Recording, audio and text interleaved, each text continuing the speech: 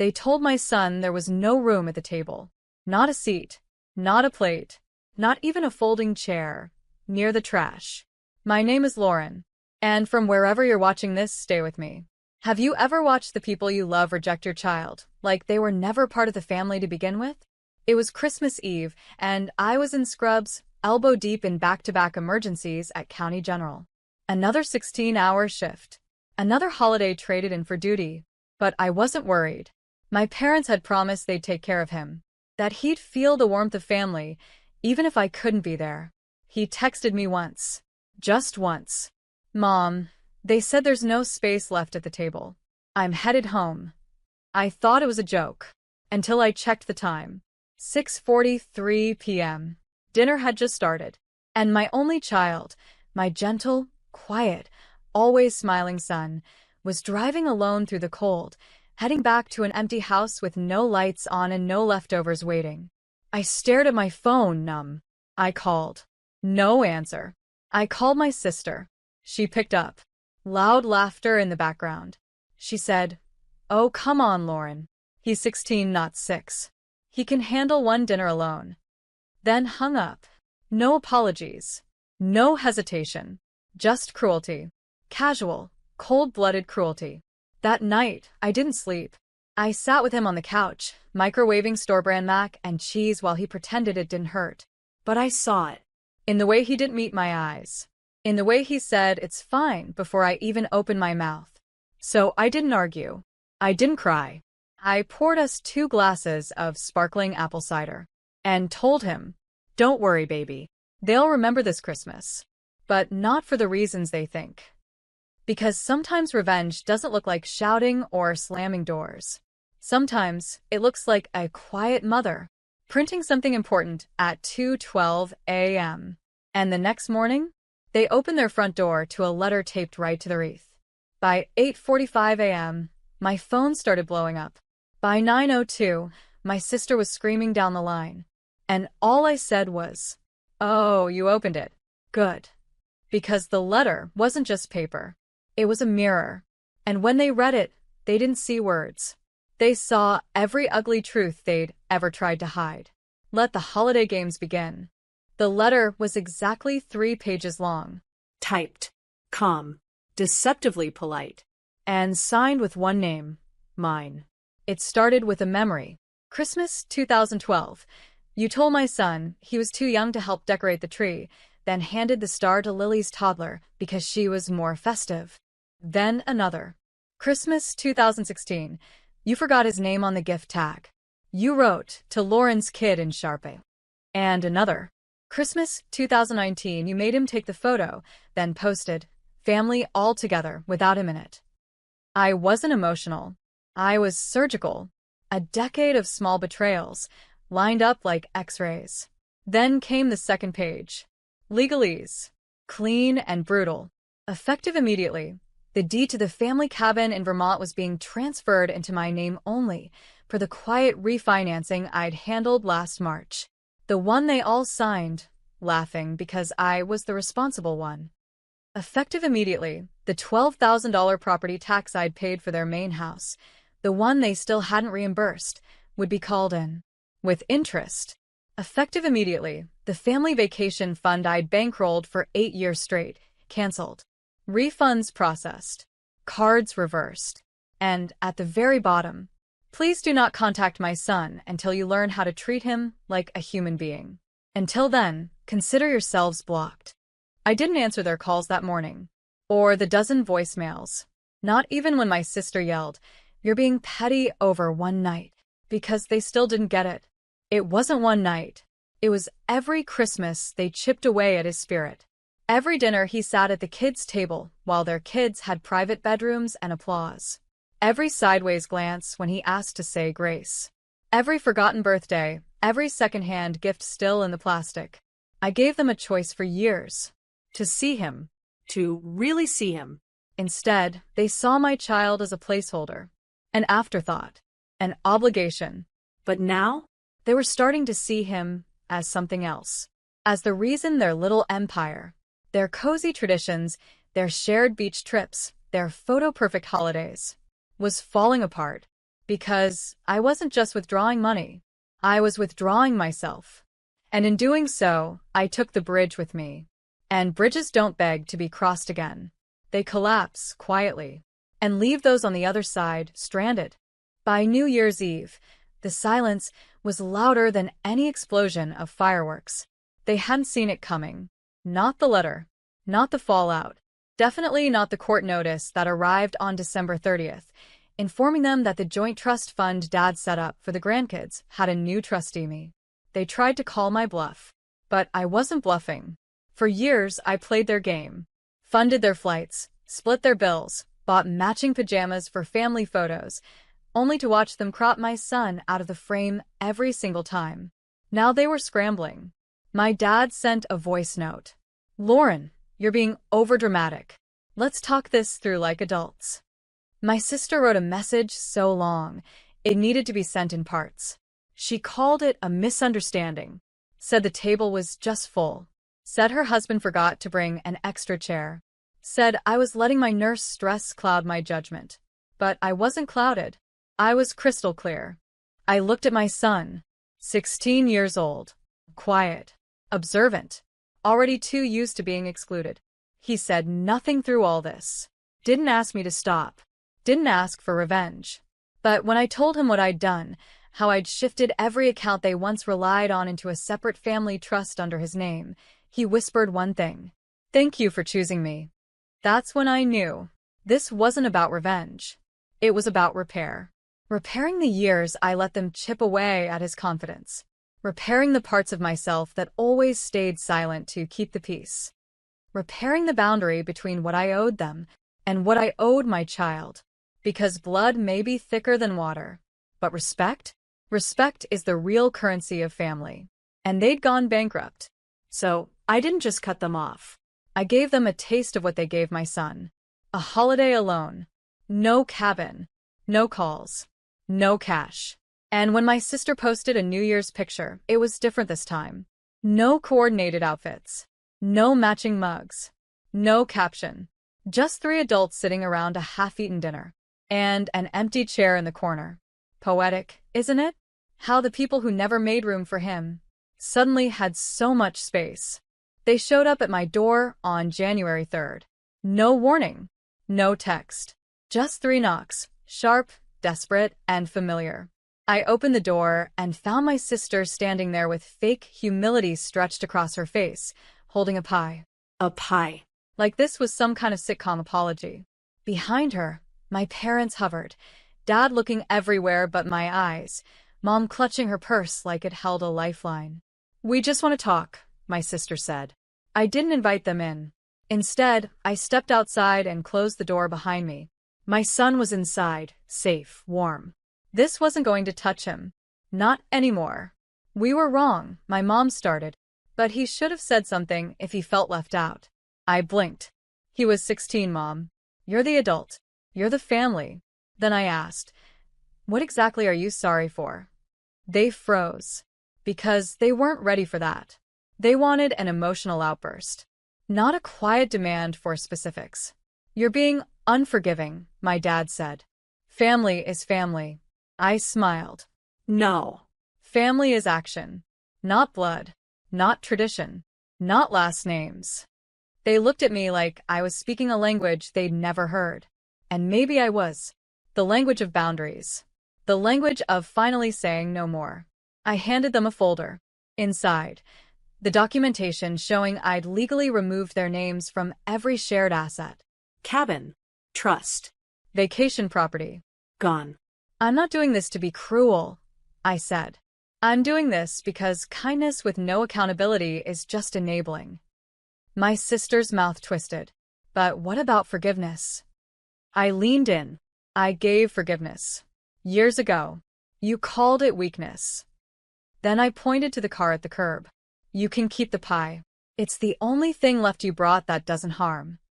I turned, walked back inside. Behind me, my son stood in the hallway. He looked up at me and asked, "Are they gone?" I nodded. He exhaled. And in that moment I realized something. Sometimes protecting your child means becoming the storm. Not the calm. Not the healer. but the reckoning. And when love is real, it doesn't ask for a seat at the table. It builds its own. 2 weeks passed. No calls. No visits. Just silence. Bitter, hollow silence from the people who once never stopped asking for favors. But the town talked. Oh, they always talk. Especially when a nice family like mine suddenly cancels their annual winter retreat. Especially when their accounts freeze and their pictures vanish from the cabin's Airbnb listing. They spun stories, of course. My sister told her friends I was having a breakdown. My mom whispered I'd gone rogue after too many night shifts. My dad? He told the church I was just dealing with trauma and would come to my senses eventually. But no one mentioned the boy they'd forgotten. The boy who drove home alone on Christmas night with a smile still painted on just to protect me. They erased him from the narrative. Again. So, I did something they didn't expect. I wrote a letter. This time for the world. I posted it on my private blog. No names. No slander. Just truth. On Christmas night, my teenage son was turned away from the table where he should have been welcomed with open arms. He ate alone in a cold house while laughter echoed from a room he wasn't allowed to enter. This isn't about revenge. It's about awareness. Silence can look like strength, but sometimes it's just inherited pain. And I'm done passing that down. It went viral. Thousands of comments. Messages from strangers. Other mothers. Other daughters. People who'd sat beside trash cans, been cropped out of photos, or walked home from celebrations where their names were never said aloud. And somewhere in that digital crowd, they saw it too. Because my sister deleted her Instagram. My mom turned off her Facebook. My dad asked me to take the post down. But I didn't. Because truth doesn't come with a dimmer switch. Once you shine it, the shadows run. And maybe that's what they needed. To feel what it's like to be on the outside looking in.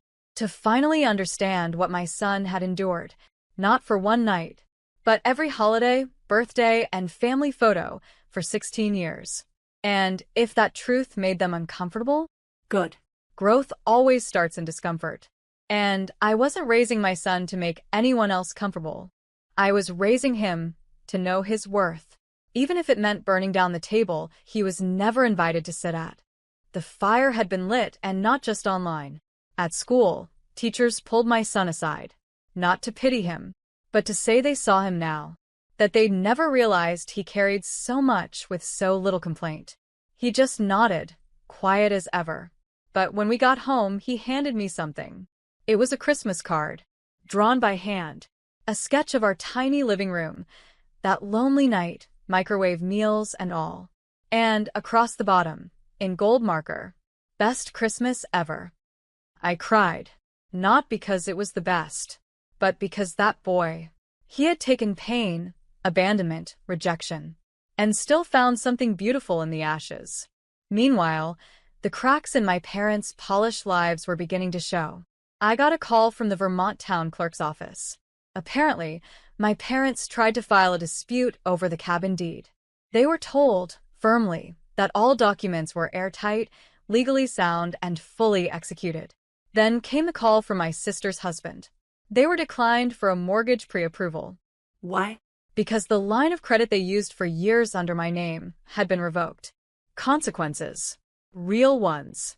I wasn't shouting. I wasn't storming their house. I was simply doing what they never expected, stepping out of the role they wrote for me. No longer the peacekeeper.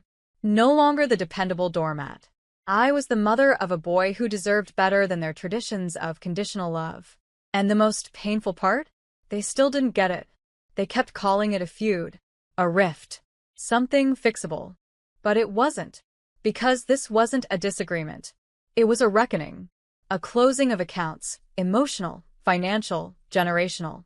They'd mistaken my silence for acceptance, my reliability for permission, and my kindness for compliance.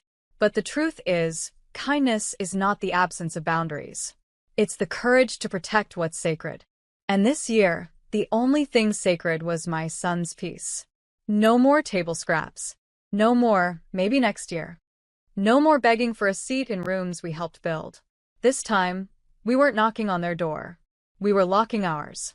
3 weeks after the letter, the final shoe dropped. A certified envelope arrived from my father's accountant.